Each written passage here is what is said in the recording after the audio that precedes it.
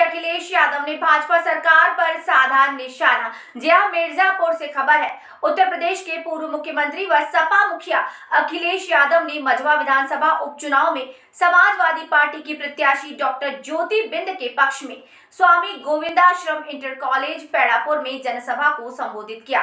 वहीं मंच से संबोधित करते हुए कहा कि बहुत तरह के युद्ध हम लोगों ने देखे हैं, लेकिन मटन युद्ध पहली बार देखा, इसीलिए इतिहास में मटन युद्ध दर्ज हो गया है। वहीं प्रेस वार्ता के दौरान क्या कहा, आइए सुनते हैं। जो सहयोग मिलना चाहिए था, जो जमीन पर आपसे बेहतर कौन जानेगा कि सरकार जब जनता में हार गई तो प्रशासन को आगे कर रही है, जबकि उन्हें अपनी उपलब्धियां बतानी चाहिए कि जब दिल्ली और लखनऊ की सरकारों ने क्या किया है। लेकिन आजकल दोनों इंजन टकरा रहे हैं, न केवल इंजन टकरा रहे हैं, उनके नारे भी टकरा रहे हैं। अगर लखनऊ वाले नारा कोई दे रहे हैं तो दिल्ली वाले उस नारे को नकार दे रहे हैं। वही बुनियादी बातें, खाद उपलब्ध नहीं है, किसान की आय दोगुनी नहीं हुई, महंगाई बढ़ी हुई है। इन्होंने हार के डर की वजह से जो अपना इनका इंटरनल सर्वे है और लोगों की चर्चा जब हुई और उसकी भनक पड़ गई कि लोग इन्हें वोट डालेंगे इनके खिलाफ, तो इन्होंने चुनाव की तारीख बदल दी। तारीख बदलने का कारण क्या हो सकता है? अपना हार की डर की वजह से इन्होंने चुनाव की तारीख बदल दी। मिर्जापुर में सर आप मटन युद्ध का जो अभी मंच से देखिए, वैसे तमाम युद्ध हमने देखे और सुने हैं, लेकिन ये तो अजीब और गरीब मटन युद्ध देखा यहाँ पर, और उसमें तो ये लगता है ये लूट का बंटवारे का झगड़ा था। तो जो झगड़ा बंटवारे का ऊपर है वो आपको मटन युद्ध में दिखाई दे रहा है। अभी आए थे, बोले कि अखिलेश यादव खुद चाह रहे हैं कि भाजपा ज्वाइन करेंगे। वो जो हैं वो दिल्ली वालों की रिंगटोन है, दिल्ली वालों के मोबाइल के रिंगटोन है वो, और उनके पास कुछ बचा नहीं है। सच्चाई ये है कि मुख्यमंत्री जी ने बांटो और कांटो का नारा जो दिया, बांटो, वो अंग्रेज़ों के विचारों से मिलता हुआ दिया उन्होंने। ये अंग्रेज़ों के विचारवंशी लोग हैं, क्योंकि वो नारा दिया था भारत को गुलाम बनाने के लिए। और जब इनको लग रहा है कि इनकी उपलब्धियां जनता के बीच में नहीं पहुंची हैं, इसलिए इस तरह के नारे दे रहे हैं। जो इस तरह का नारा दे रहे हो, शायद लोकतंत्र के इतिहास में इससे नेगेटिव नारा कोई नहीं हो सकता। इनके लोग ही किनारे हो गए हैं, इनके जो सहयोगी दल थे वो बटों से किनारे हो गए। नहीं, अभी तक तो ये बटोगे कटोगे दूसरों को बता रहे थे, ये खुद ही बट गए हैं उस नारे को लेकर के। न केवल नारे में बटे हैं, बल्कि इनके बहुत सारे सहयोगी साथी भी अंदर ही अंदर इनके खिलाफ सुरंग खोद रहे हैं।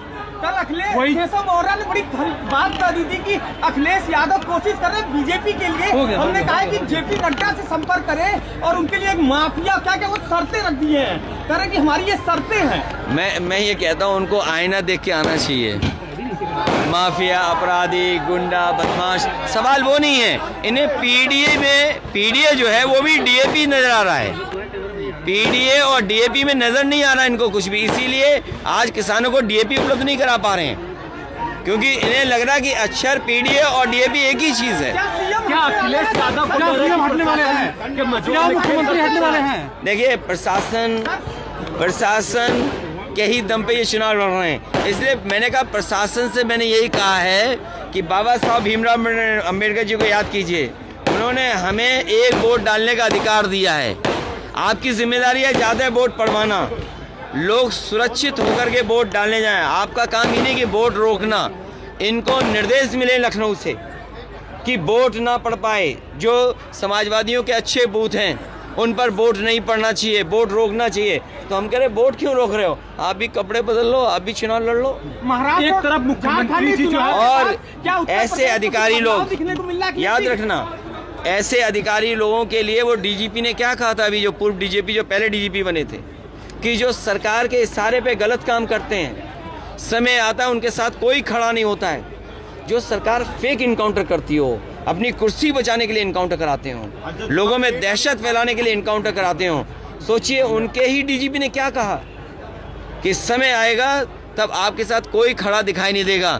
अंदर अंदर ये भी अधिकारी जानते हैं कि समय जब खराब आएगा तो इनके साथ कोई खड़ा नहीं होगा। यूपी के सीएम बदलने वाले हैं फिर से एक बार। महाराष्ट्र चुनाव के सुनने बाद में- क्या उत्तर प्रदेश में बदलाव होने जा रहा है? सच्चाई तो यही है, इसीलिए आपने देखा होगा मुख्यमंत्री जी कितनी बार आपके बीच आए हैं, 3 बार।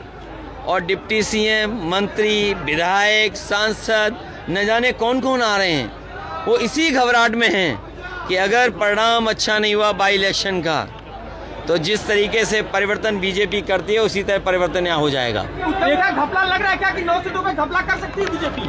प्रतिशत के हिसाब से देखेंगे तो 100% समाजवादी पार्टी इंडिया गठबंधन जीतने जा रहा है। और सीटों का हिसाब किताब देखोगे तो 9 की 9 सीटें गठबंधन समाजवादी पार्टी जीतने जा रही है। एक तरफ सभा में लेट आने का कारण, लेट आने का कारण यही है कि कार्यक्रम करते करते लेट हो गए, और अगर ये रोकते भी